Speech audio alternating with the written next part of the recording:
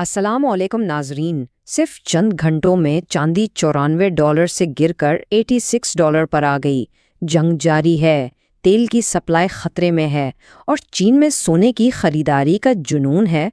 तो फिर सवाल ये है, जब हर बुनियादी इशारा कीमत के ऊपर जाने का था तो आखिर कीमत नीचे क्यों आई? क्या ये मार्केट का एक कुदरती रद्द-ए-अमल है या फिर पेपर मार्केट और फिजिकल मार्केट के दरमियान एक खामोश जंग चल रही है? आज हम शोर नहीं, सिर्फ डेटा देखेंगे।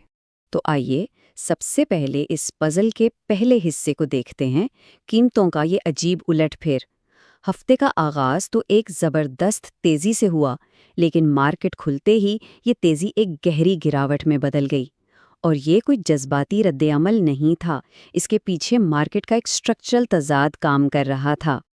अच्छा, इस तजाद को समझने के लिए ना हमें वीकेंड ट्रेडिंग पर नजर डालनी होगी।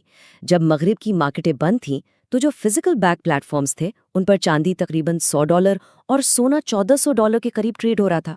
ये डेटा खुद बता रहा था कि पीर को मार्केट खुलने से पहले ही एक बड़ी तेजी का मोमेंटम बन चुका है। और बिल्कुल हुआ भी यही। पीर को जैसे ही मार्केट खुली, चांदी $93 से सीधा $97 के करीब पहुंच गई। लेकिन ये तेजी टिक नहीं सकी। कुछ ही घंटों के अंदर कीमत ना सिर्फ वापस नीचे आई, बल्कि $90 का अहम लेवल भी तोड़ गई। यही वो शदीद रिवर्सल है जो इस पूरे तज्जिए का मरकजी सवाल है। तो फिर अब आते हैं दूसरे हिस्से की तरफ, फिजिकल मार्केट की असल हकीकत। चलिए अब जरा पेपर मार्केट के शोर से हटकर हकीकी दुनिया के उन सिग्नल्स को देखते हैं, वो सिग्नल्स जिनमें कीमतों को ऊपर ले जाने की पूरी ताकत थी। इसकी सबसे बड़ी मिसाल हमें चीन में नजर आती है, जहां सोने की खरीदारी का एक जुनून बरपा था। सूरत हाल ये थी कि मुल्क के सबसे बड़े ई कॉमर्स प्लेटफॉर्म जिंगडोंग फाइनेंस पर ट्रेडिंग का हुजूम इतना बड़ा कि पूरा सिस्टम ही क्रैश कर गया। बड़े बड़े स्टोर्स से इन्वेस्टमेंट गोल्ड बार्स खत्म हो गईं। ऐसा लग रहा था जैसे लोग अपनी बचतें भगाकर सोने में डाल रहे हों। यहाँ तक कि चीन की जो गोल्ड माइनिंग कंपनियां थीं, उनके शेयर्स भी अपनी डेली अपर लिमिट पर पहुंच गए। ये कोई आम खरीदारी नहीं थी, ये एक माशी भगदड़ थी। और इस असल डिमांड का सबसे बड़ा सबूत वो था चीन में फिजिकल सोने की कीमत। मगरिब की स्पॉट प्राइस के मुकाबले में चीन में फिजिकल सोना तकरीबन $1000 ज्यादा प्रीमियम पर बिक रहा था। ये एक बहुत बड़ा फर्क है, और ये $1000 का अदद मशरिक और मगरिब के दरमियान डिमांड के गहरे स्ट्रक्चरल फर्क को बिल्कुल वाज़ेह कर देता है। अच्छा, एक तरफ तो ये सब हो रहा था और दूसरी तरफ मशरिक़ वुस्ता के तनाज़े ने पूरी आलमी तवानाई की सप्लाई चेन को खतरे में डाल दिया था। सऊदी अरब की सबसे बड़ी ऑयल रिफाइनरी रास तनूरा ने काम रोक दिया। कतर का जो अहम तरीन LNG कॉम्प्लेक्स था वो ऑफलाइन हो गया। इस एक्शन से आलमी LNG सप्लाई का तकरीबन 18 से 20% हिस्सा मुतासर हुआ। यानी कल मिलाकर दुनिया की 30% ऑयल सप्लाई बराह रास्त खतरे में थी। और मार्केट ने इस पर फौरी और बहुत शदीद रद्द-ए-अमल दिखाया। यूरोपीय नेचुरल गैस की कीमतों में सिर्फ एक दिन में 47% का इजाफा देखा गया, जो यूक्रेन जंग के बाद सबसे बड़ा स्पाइक था। ये डेटा साफ बता रहा था कि सप्लाई का एक हकीकी बहरान सर पर है।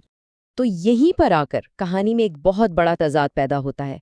एक तरफ फिजिकल डिमांड आसमान पर है, दूसरी तरफ एनर्जी सप्लाई का निज़ाम टूट रहा है। तो फिर वो कौन सी ताकत है जो कीमती धातुओं की कीमतों को नीचे की तरफ धकेल रही थी? डेटा ये बताता है कि इस सवाल का जवाब हकीकी दुनिया में नहीं, बल्कि हमें एक दूसरी ही मार्केट में ढूंढना पड़ेगा। और वो मार्केट है पेपर मार्केट। तो आइए तीसरे हिस्से में देखते हैं पेपर मार्केट के प्रेशर को। कीमत में इस गिरावट के पीछे जो असल किरदार है वो यही पेपर मार्केट है। यानी ये वो जगह है जहां असली असासों की नहीं बल्कि डेरिवेटिव्स और कॉन्ट्रैक्ट्स की ट्रेडिंग होती है। और यहाँ बड़े इदारों की पोजीशनिंग और लिक्विडिटी शॉर्ट टर्म में फंडामेंटल्स पर हावी हो सकती है। इन दोनों मार्केट्स का फ़र्क समझना बहुत ज़रूरी है। देखिए, पेपर मार्केट चलती है लिक्विडिटी, पोजीशनिंग और ट्रेडर्स के सेंटिमेंट पर, जो कीमत पर एक शॉर्ट टर्म प्रेशर बनाती है। इसके बिल्कुल बरक्स फिजिकल मार्केट का ताल्लुक है हकीकी कमी, असल सप्लाई और ठोस डिमांड से, और यही मार्केट लॉन्ग टर्म रुझान की अक्कासी करती है।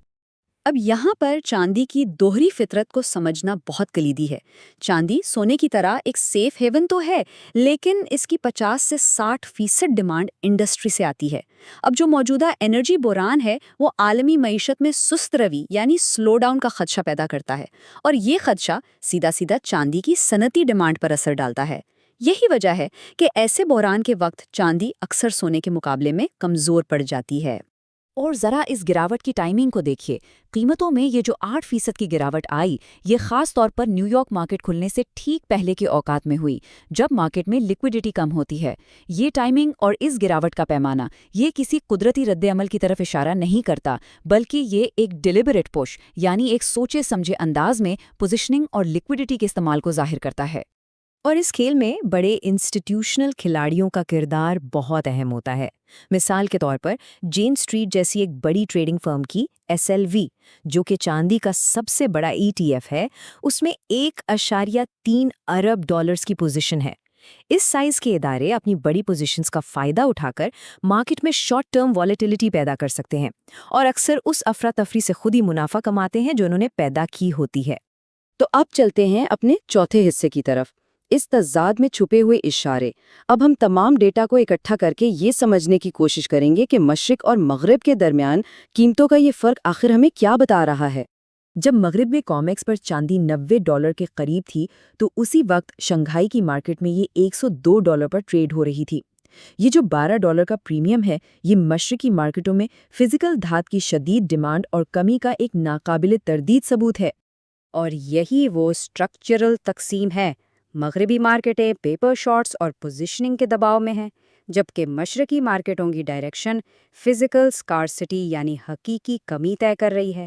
اسی لیے تو مغرب کے مائننگ سٹاکس پیچھے ہیں، جبکہ مشرق کے سٹاکس اپنی اپر لمٹ کو چھو رہے ہیں۔ اچھا، اس پورے پس منظر میں جو ٹیکنیکل اینالسٹ ہیں وہ کچھ اہم لیولز پر نظر رکھے ہوئے ہیں۔ 1 گھنٹے کے چارٹ پر 150 ڈے موونگ ایوریج جو تقریباً $88 پر ہے، اسے ایک اہم سپورٹ لیول سمجھا جا رہا ہے، یعنی وہی لیول جہاں سے قیمت گری تھی۔ اگر یہ سپورٹ ٹوٹتی ہے تو قیمت $84.9 تک بھی جا سکتی ہے، لیکن یہ سب شارٹ ٹرم اشارے ہیں۔ اصل کہانی، جیسا کہ ہم نے دیکھا، مشرق اور مغرب کے درمیان قیمت کے اس بڑے فرق میں ہے جو فزیکل مارکیٹ کی اصل طاقت کو ظاہر کرتا ہے۔ قیمتوں کا شور ہے، عارضی ہوتا ہے، لیکن سپلائی اور مانگ کا ڈھانچہ طویل مدتی حقیقت بن جاتا ہے۔ فیصلے خوف سے نہیں، فریم ورک سے کریں۔